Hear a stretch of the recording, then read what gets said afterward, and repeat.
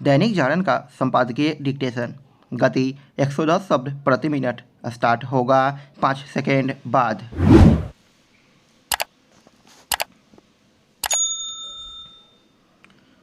Start. देश की राजधानी के साथ उत्तर भारत के एक बड़े क्षेत्र में खतरनाक रूप ले चुके वायु प्रदूषण से निपटने के लिए किस तरह आधे अधूरे और सीमित प्रभाव वाले उपाय किए जा रहे हैं, इसका उदाहरण है दिल्ली सरकार की ओर से 13 से 20 नवंबर तक वाहनों को उनके सम विषम नंबर के आधार पर चलने देने का निर्णय।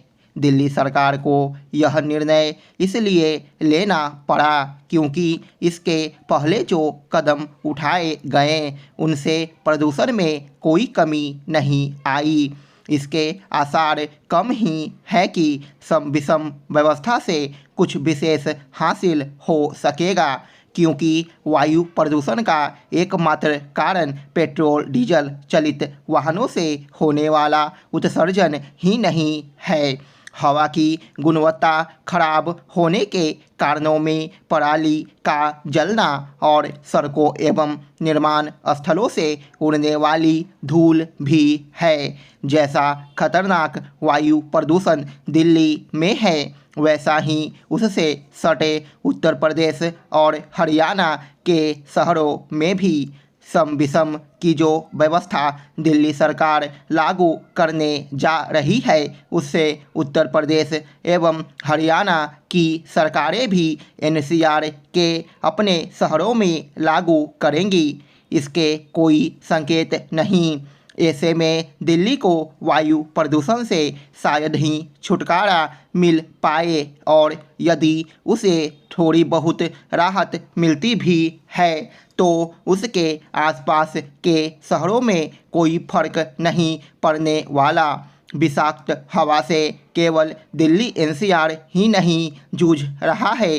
वायु प्रदूषण ने उत्तर भारत के एक बड़े हिस्से को अपनी चपेट में ले लिया है। इस बार तो मुंबई भी वायु प्रदूषण से जूझ रही है। एक समय जो वायु प्रदूषण दिल्ली एनसीआर तक ही सीमित रहता था, वह अब देश के एक बड़े हिस्से की समस्या बन गया है। इसका मुख्य कारण वायु प्रदूषण से निपटने के नाम पर किए जाने वाले कागजी दावे हैं। इसी कारण इस बार भी फसलों के अवशेष जलाए जा रहे हैं। राज्य सरकारें वायु प्रदूषण से निपटने के नाम पर केवल कोरे वादे करके लोगों की सेहत से जानबूझकर खिलवाड़ ही नहीं कर रही है, बल्कि देश की बदनामी भी करा रही है।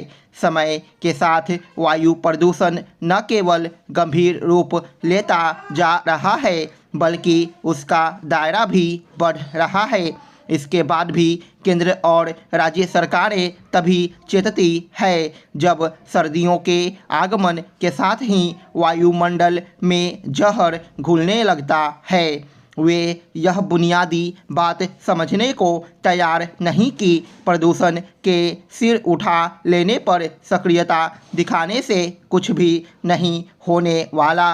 वायु प्रदूषण से तब छुटकारा मिलेगा जब वर्ष भर उसके कारणों का निवारण करने के लिए सक्रियता दिखाने के साथ जनता को भी जागरूक किया जाएगा। चूँकि दिल्ली ही देश नहीं है, इसलिए उत्तर मध्य भारत की सभी राज्य सरकारों को वायु प्रदूषण से निपटने के लिए मिलकर काम करना होगा।